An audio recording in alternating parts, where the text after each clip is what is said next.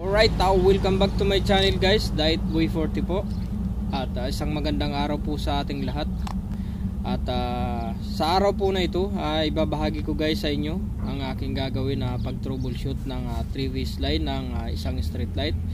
Ngunit bago ko po umpisahan ng aking i-share na ito sa inyo, sa lahat po ng mga hindi pa po nakapag-subscribe sa aking channel, paki-subscribe na lang po at para updated po kayo sa lahat ng mga video na aking ina-upload.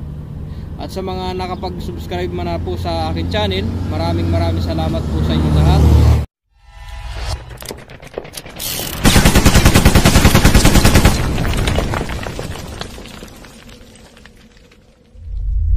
Kung mapapansin nyo po guys na medyo maingay dito sa video ito po ay working highway na po. Kaya may mga sasakyan na pong dumadaan. Gagawin po namin ngayon sa araw na ito guys, magto-troubleshoot po kami ng linya. Dahil yung linya po ng street light ay nagka-problema po. Ang aming ginamit po dito ay 3-phase line, red, yellow, blue po. Kaya ang nagkaroon po ng problema ay yung yellow. Yung linya po kasi dito ng street light ay nandyan po sa ilalim ng buhangin na yan. Right. Bali samahan nyo ako guys sa aming pag-troubleshoot ng linya na ito para malaman po ninyo kung paano mag-troubleshoot ng linya. Papakita ko lang sa inyo yung in-excavation namin na area nung may problemang line ng aming street light. Lahat po ng linya dito, halos 90% po dumaan sa ilalim ng buhangin. Puntahan po natin yung kung saan yung area na aming in-excavation or yung isang lighting pole na may problema sa kanyang linya. Pagka siniswitch on po kasi namin ay nagsha-shutdown yung breaker. Alright guys, bali ito yung aming pinaggagawanan. Yan, out ko lang yung zoom ko. Yan. Ayan yung napapansin nyo po yung mga plastic barrier na yan. Yan po ay required ng safety department. Kailangan kapag magagawa ka sa ganitong area ay meron kang secure para sa iyong sarili. Right, puntahan po natin yung aking hinuhukay. Kung nakikita nyo po yung hinukay na yan, pakita ko lang po sa inyo yung line ng mismong ilaw. Right, ayan guys, so yung aming hinukay kahapon na ipakita dito sa video, yung paghuhukay namin. Right, yan, nasa ilalim siya dumaan.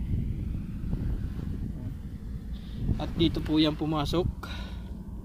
Yan. Sa butas papunta dito sa lighting pole. Yan, papunta po yan dyan. Ito po yung binabahagi ko po sa inyo kung paano mag troubleshooting ng street light. Step by step po ninyong i-check kung saan yung may problema at madali lang po ninyo makikita. Tiningnan ko po kung ano yung problema niya. 'Di ba, kung matatandaan nyo po, dito sa may kinatatayuan kong ito, dito yung inopen namin na area para i-check yung line niya sa ibaba kung may problema nga ba siya. So ngayon hindi ko na ipakita sa inyo guys yung pag-backfill niya. Yung line niya is okay. So ibig sabihin po wala po yung naging problema dito sa ibaba. So kaya po kami naggamit ulit ng manlip. Kung makikita po nyo, ayun yung manlip na ginamit ko.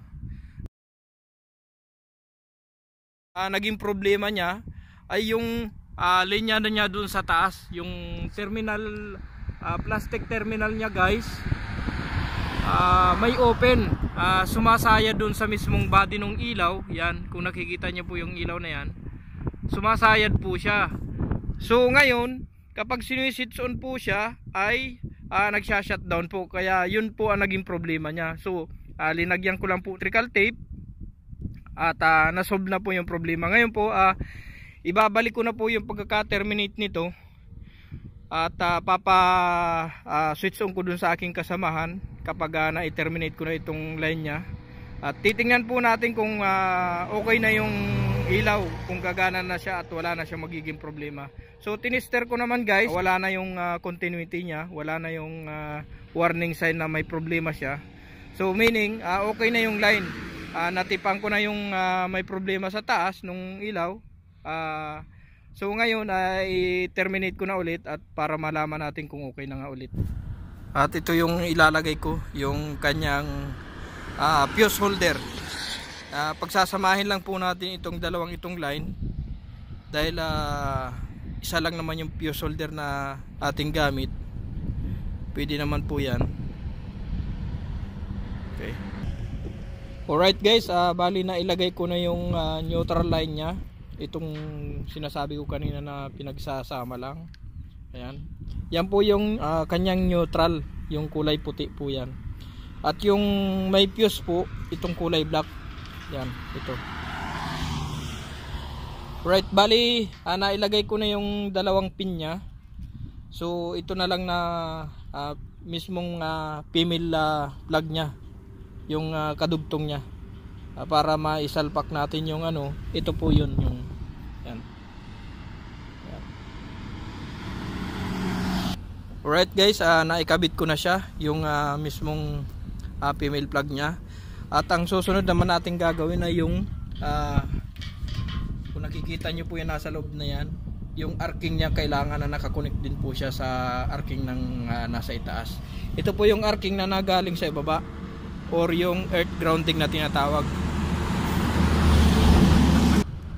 At ito naman po yung earth grounding na papunta sa itaas. Yan. Kailangan nakakonect po siya doon sa nasa loob na yun.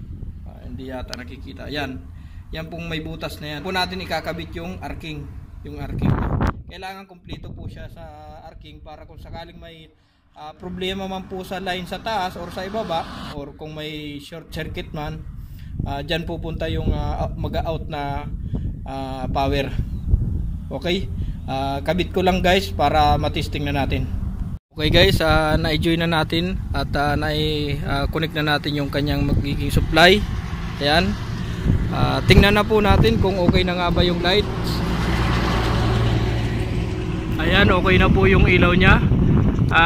Yung kurap-kurap po yan ay sanhi lang ng supply ng generator, kasi generator po yung nagsusupply sa kanya para matesting natin kung okay na yung line, kung wala nang problema. So kung titingnan nyo naman po ng personal yan, hindi naman po kumukurap-kurap yan, sa video lang po nagkukurap-kurap. Alright, at maraming salamat po sa lahat po ng nag-view ng aking video ito, at sa lahat po ng mga sumusuporta sa aking channel. God bless po sa inyo lahat. And bye bye. Thank you po. Thank you.